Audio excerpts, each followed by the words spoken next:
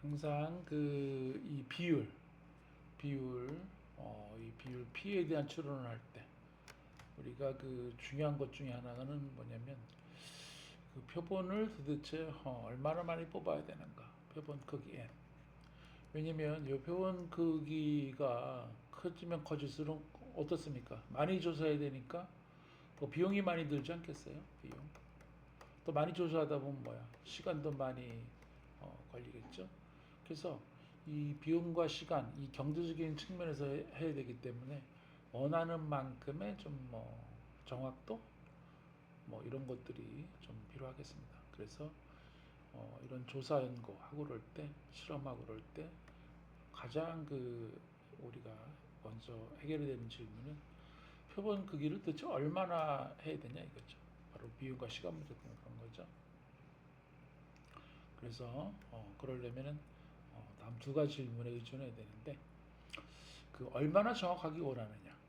5천 개라고 그러는데 우리가 이제 P햇 플러스 마이너스 G 스타 그다음에 N분의 P햇 1 마이너스 P햇 이렇게 하지 않습니까? 그러니까 이 표본 비율에다가 더하기 빼기 얼마에서 만드는 거죠. 이거 우리 뭐라 그래요? 5천 개라고 그래요. 5천 개. 5천 개. 5천 개. 그래서 이 5천 개라고 그러는데 그러니까 이제 에라 마진입니다. 오차 범위 이런 말도 쓰고요. 그래서 요거를 이제 얼마큼이나 해야 되냐 이런 얘기죠. 그 다음에는 요 지스타에 관한 건데 이것을 얼마를 쓰느냐. 그러니까 신뢰 수준이 얼마냐 이거죠. 95%냐 아니면 좀 더 신뢰하기를 원하느냐 이런 질문이죠. 이런 질문들. 그래서 이 오차 한계를 얼마큼 할 것이냐 결정해야 됩니다. 오차 한계. 예를 들어서 5천 개가 3%인지 아니면 1%인지 이렇게 결정해야 됩니다. 그 다음에 이런 이유가 뭐냐면 여기 보면 어떻습니까? 이 5천 개는 이 분모 있죠. 그러니까 n이 커지면 커질수록 5천 개는 작게 할 수 있는 거죠. 자, 그래서 이거를 양변을 전부 제곱하셔야 제곱하면 5천 개 제곱 그리고 G스타의 제곱이 되지 않습니까? 요거 이제 루트는 없어지고 그래서 이거 n에 대해서 풀면 간단히 이런 공식 얻을 수 있어요. 그래서 여러분들이 원하는 표본 크기는 이 신뢰 수준에 해당되는 거기 이 표준적인 값이 있지 않습니까? 그거랑 5천 개를 나눈 거를 제곱한 다음에 여기 이 표본비율을 넣으면 됩니다. 그런데 우리는 지금 이 피해 모르잖아요. 그죠? 조사하기 전에. 그래서 피해 몰라요. 그래서 이 공식을 바로 사용할 수가 없어요. 그러면 현실에서 어떻게 하느냐? 둘 중에 하나인데 혹시 이 합리적으로는 이 추정이 가능한 게 있지 않느냐? 그 전에 사용하던 값이나 아니면 표본을 조금 뽑아서 조사할 수도 있겠죠. 이것을 우리가 피 틸다 틸다 기호는 여러분들이 이 키보드 자판에 보면 맨 좌측 상단에 좌상에 있습니다. 요거 그러니까 여기 이런 기호 있죠. 요건데 요거 틸다라고 합니다. 틸다. 그래서 합리적으로 추정할 수 있을 때 쓴다. 추정할 방법이 없다. 그럴 경우 보수적으로 0.5를 쓰면 되겠습니다. 그러니까 이게 이제 보수적인 건 뭐냐면 우리가 모르는 거니까 최악의 순간에도 적용할 수 있는 그런 거죠. 자, 요거 이제 할 때 그래서 좀 전에 얘기한 것처럼 이 P 틸다에 대한 합리적인 추정은 과거 경험치에서 나올 수 있는 거죠. 또는 이제 예비 조사를 통해서 추정할 수도 있는 것이죠. 자, 그러면 이 비율 추정에 필요한 표본 크기 n은 어떻게 결정하느냐? 원하는 신뢰 수준과 오차 한계 가지고 계산한다 그랬으니까 이 공식 여러분들 알아야겠습니다. 어떻게 해요? 이 신뢰 수준에 관계되는 표준적인 분포의 분위수, 그 다음에 원하는 오차 한계, 나눈 걸 제곱하고 여기는 합리적인 추정에 의해서 넣는 거죠. 없으면 당연히 0.5를 쓴단 말이죠. 이 이유는 뭐냐면 이것은 언제 최대가 되냐면 이 pH 0.5가 최대가 되거든요. 나머지 작은 거죠. 그러니까 우리가 보수적인 거니까 가능한 n을 그게 하는 건데 얼마큼이요? 0.5일 때 이럴 때가 최대가 되니까 이 n 최대가 되는 그 값을 쓰는 이유가 바로 그렇습니다. 이렇게 되면 뭐예요? 이 b 틸다가 0부터 1 사이 어떤 값이 되더라도 항상 만족되는 거죠. 그래서 이런 공식을 쓰면 됩니다. 자, 그러면 실제 문제에서 이 공식 활용법을 알아봅시다. 자, 우리가 앞에서 이 프랑스가 아니죠. 캐나다의 퀘벡 주민 800명 대상으로 조사해서 독립에 찬성하는 주민의 28%라고 했어요. 이것이 우리가 이 P, 이 틸다라는 거죠. 틸다가 0.28인 거죠. 0.28.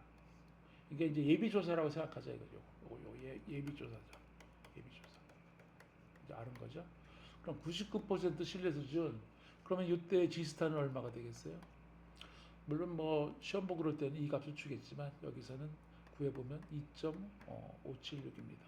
2.576. 그래서 오차한계 1% 그러면은 오차한계는 0.01이 해당하는 거죠. 이렇게. 자, 그러면 우리가 지금까지 읽은 이러한 그 문제에서 보면 정리하면 자, 아까도 얘기했지만 P 틸다는 0.28, 오차한계는 0.06, 99% 신뢰 수준은 2.576. 이 문제 읽으면서. 그래서 이제 공식만 정확히 우리가 대입하면 되겠습니다. 이거는 이제 2.576이 G스타 값이고요. 여기 오차한계. 나누고 제곱해야 됩니다.